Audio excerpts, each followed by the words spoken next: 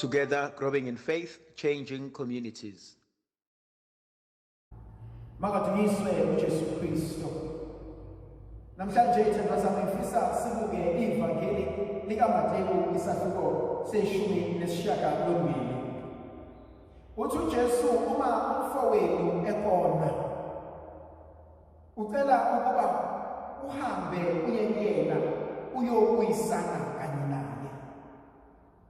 Kunezinto engizibuka zingikhuthaze ukuthi kuyenzeka umuntu akwenze into ngamasibomu akuthukuluze. Kuyenzeka kodwa futhi ukuthi umuntu enze into engaqondile noma engahlosile ukuba akulimaze. Uthi uJesu uma sewubonile ukuthi kunento eyenzekile ekuhlukumezile noma ekuphathe kabuhlungu, kungani ungasuki wena uhambe uye umnewenu, uye udadewenu, uye kulowo enilimazane naye noma okulimazile nizame ukubuyisana. Le nkonzo ngiyibona ibalulekile ngoba zikhona izigameko ezenzakalayo empilweni. Omunye umuntu akhulume, omunye umuntu enze engabonanga ukuthi usemnyathelile omunye umuntu. Zikhona futhi nezigameko ezenzakalayo empilweni uthola ukuthi omunye umuntu uthe ukhuluma naye kanti umthuluka amanxeba amadala. Hayi mhlambe ngoba nakho kwalinyazwa nguwena, kodwa wena usuke wafika kabi, wafika kanti inxeba belisabhibha belingakapholi. Kodwa uJesu kunenkonzo afisa ukuba mina engilinyaziwe ngiyenze, ukuthi amsukume ngikwazi ukuyokhuluma ngalokhu okungilimazile. Baningi abantu abangabhekani namhlanje ngoba abanye bakhetha ukuduba. Bese kuba khona abanye othola ukuthi sithi bahlangene phezulu kanti phansi bangabahela. Bayahlekisana azathi omunye ishayana ihleka. Bethi behlekisana kodwa bayagadla uzeza aqamba omunye athi ukuyedle ihlekisa. Uyahleka nawe, uyajabulisa nawe kodwa ngale uyakulimaza. Lento yenziwa ukuthi iningi labantu lithe ekulimaleni kwabo abanye babo bangakwazi ukusukuma. Ziningi-ke izinto ezidale lokho. Abanye uvalo, ukwesaba, abanye bathe bangaphakamisa ikhanda, omunye wachofoza ikhanda lakhe, abanye abazethembi, abanye abanandaba nalutho. Kodwa lento uJesu asifundisa yona, ngibona uJesu esinikeza ikhambi lokuzilapha. Ake ungalindi ukuze udatshukelwe abanye abantu. Angike ngithi ngibona ukuthi sengilimele ngoba imino wokuqala obonayo ukuthi nakho ngihlabeka ngihlatshwa yiva. Angikalokhu ngiqhubeka ngihamba phezu kwaleliva elingihlabile, angihlale phansi ngilibambule ngizame ukulikhipha. Lento uma siyibuka ngokujula, kunezigameko ezenzakalayo empilweni yomuntu. Ukube lesi sigameko sisheshe sanqandeka, salungiseleka, ngabe mhlambe asikho lana sikhona. Kweminye imizi ubona bengasabhekani, bengasafunani, omunye sedubile wayohlala kwenye indawo, noma omunye mengena nje endlini useyongena straight ekamereni azivalele. Ayiqalanga yonke lento ibheda kanjalo. Yaqala mhlambe ngento encane engamsebenzi walutho. Abanye abantu abakhulumisani namhlanje babangani. Wena waphaka, wadla, washiya iplate ungabashaya.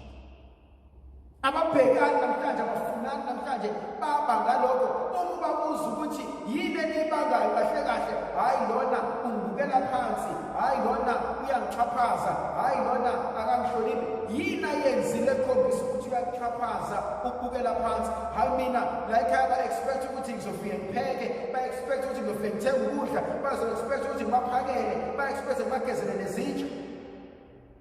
Bese uyabuza ukuthi nibangani? Yazi masiya empilweni zethu sibuze ukuthi kuze kube khona le tension engaka, lokungazwani kwethu ongaka, lokuzondana kwethu ongaka, konakelephi? uJesu sifundisa ukuthi ezinye izinto asinayidedeli zize zivuke, zize zande, zize zibe yinto engakwazi ukulungiseleka. Ngibuke umfantu, usemncane uyakwazi ukulungisa ngemali encane, kodwa mudedela isikhathi eside ugcina usikhipha imali.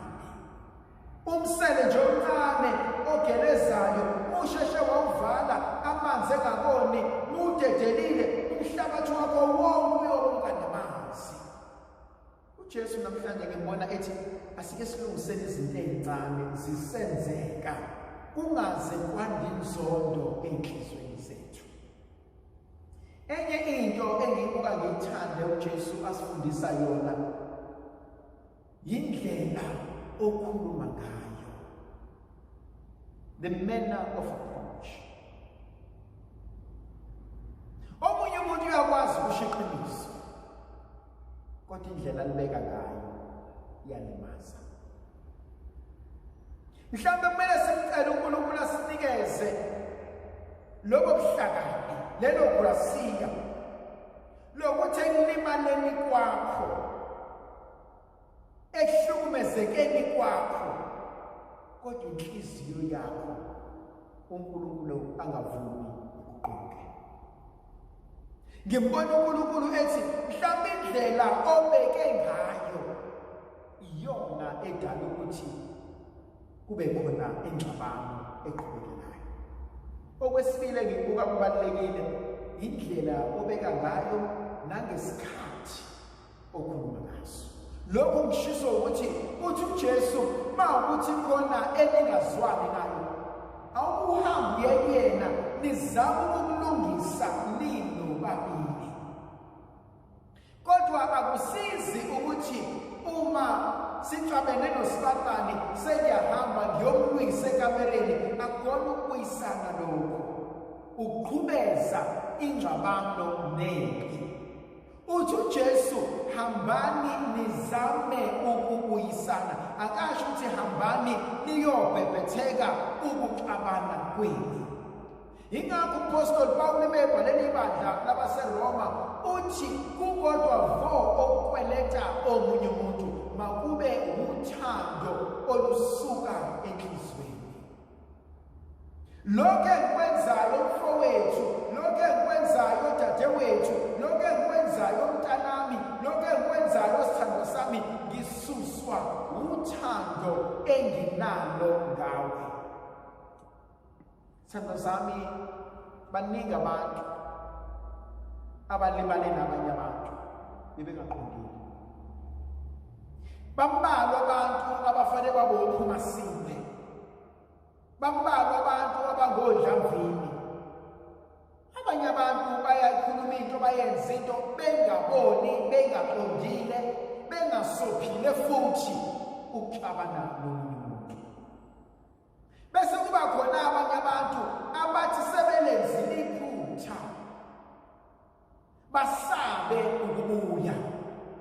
noma bangakwazi bazobuya kanjani.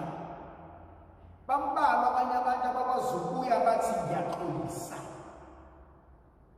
Uthole kweminye imizi nakweminye imishado, yebo ukwenzile ubaba ukuthi, ukwenzile umama ukuthi, walibona iphutha lakhe, kodwa mhlawumbe njengomzali asibone isidingo sokuxolisa, kodwa angazi uzoxolisa kanjani kumyeni wakhe, noma kunkosikazi wakhe, noma kubantwana bakhe. Abanye baxolisa ngezenzo, abanye abakwazi ukuxolisa ngomlomo. uJesu usinika enye inkonzo ebalulekile. Uthi makwenzeka uyakela-ke lo muntu, kodwa uthole ukuthi anizwani ngenkulumo. Uthi letha ofakazi ababili noma abathathu. Kubalulekile uqonde ukuthi labo ofakazi obalethayo awuletha abantu abazovumelana nawe, kodwa uletha abantu abazofuna iqiniso. Uma usephutheni bakutshele ukuthi sibalibani lokhu wena osephutheni. Kubalulekile ukuba labantu esibalethayo kube ngabantu abafuna ukuba sibuyisane. Hayi abantu abathi hayi asambeni vele thina sizomtshela, asambeni vele thina sizomsotha out usibalibani. Inkonzo uJesu asinika yona encwadini kaYezekiya chapter 33 uthi uma omubi enza okubi emehlweni akho, wena uthule, ungamtsheli, ungamluleki, ungamkhaliphi. Uma efa engagugukanga, engakhuzwanga, igazi lakhe ngiyakubuza kuwena. Lento ngifisa ukuyikhuluma ngoba uthola ukuthi mhlawumbe ekhaya sizingane singu-6 noma singu-5. Owokuqala akazwani nowesithathu, owesibili akazwani nowesine, oka-5 akazwani nabo bonke. Uthola ukuthi sesingamaqembu la ekhaya. Okokuqala uhlale ekhuluma nowesithathu, owesibili ehlale ekhuluma nowesine. Kodwa uma kwangena lo nalo uthatha iphathi kana, akuyona impilo leyo. Umuso njani ohlukene phakathi esizweni? Akona ukuphilisana lokho. Noma ngathiwa emhlabeni emphakathini abantu basithanda kanjani, bahlonipha kanjani, kodwa bahluleka ukubumbana njengomndeni, khona isihlava esingisihle lapha. Noma ngathiwa ngihleli kanjani emzini wami, kodwa ngihluleka ukuzwana nesigudle nabo esiswini, khona isihlava ngelinye ilanga esiyongena nasemndenini wami. Okunye okwenza uJesu engimthandayo, uthi uJesu uma sewabelile abanye waphinda wahluleka, tshela ibandla likaNkulunkulu. Lena-ke ngokwami ngibuka ithi ukuhluka kancane. Uma uJesu ethi tshela ibandla likaNkulunkulu, akasho ukuthi hamba ofonela umpriste uyocela usibanibani, usibanibani nimbona nje faka wenza ukuthi nokuthi nokuthi, nimbona nje usibanibani usexabanisa ukuthi, akasho njalo. Mhlambe uthi uJesu, ithandwa zami, akutshela ibandla likaNkulunkulu ake umkhulekele. Akukhulekele yena, uzikhulekele nawe futhi uqobo. Angimkhulekele ukuthi hayi Nkosi umbonile usibanibani engihlukumeza, hayi Nkosi umbonile usibanibani uyangizonda, hayi Nkosi uyababona la ekhaya abangifuni engathi ngangani izinto zabo engani bangabuya bazo. No, awukumcele thandwa zami, empilweni abantu abaningi abanolaka, abanodlame, abanendluzula, mainly iningi labo alinakuthula empilweni zabo. awubuke bonke abantu abahlale becomplain, abahlale belwisana nabanye abantu, abahlale begxeka, ubuke iy'mpilo zabo. Either abanako ukuthula emndenini abazalwa khona, abanako ukuthola abeshade khona, nabo uqobo lwabo abanako ukuthula. So uJesu uthi yes ngiyabona ulimele, kodwa ukhulekele lokho okulimazile. Hayi ukuthi ngimshaye, hayi ukuthi izinto zakhe ingalungi, hayi ukuthi athole iqalekiso, akukhulekele naye alapheke. Baningi abantu abangalaphekile, baningi abantu abalimele. Uthi uJesu uma sesikakhulekele, hlezi uNkulunkulu akwazi ukubasiza. Khona okwegcina okwesine akushoyo. Uthi uJesu uma sewuzamile ukuya kwangalunga, wabiza abantu bangalunga, wamkhulekela kwangavuma, qonda ukuthi akusibo bonke abantu abazofuna ukubuyisana nawe. Kwesinye isikhathi ofika leso sigaba uthi sengikwenze konke, sengicela ukushiya ngishiyele. Isintu sithi umuntu akalahlwa. Usuke ungamlahli lo muntu, kodwa usukuthi ukuze ukwazi ukuhlala ngokuthula, ngivumele ngihlehle enhliziyweni nasempilweni yakhe. Kothi uma sekuvumile nakuyena, bese siphinde sikwazi uqhubeka. Ndlovukazi yezwi iBhayibheli lathi simusa sisivikele ngegama likaYise indodana nomoya ogcweleyo.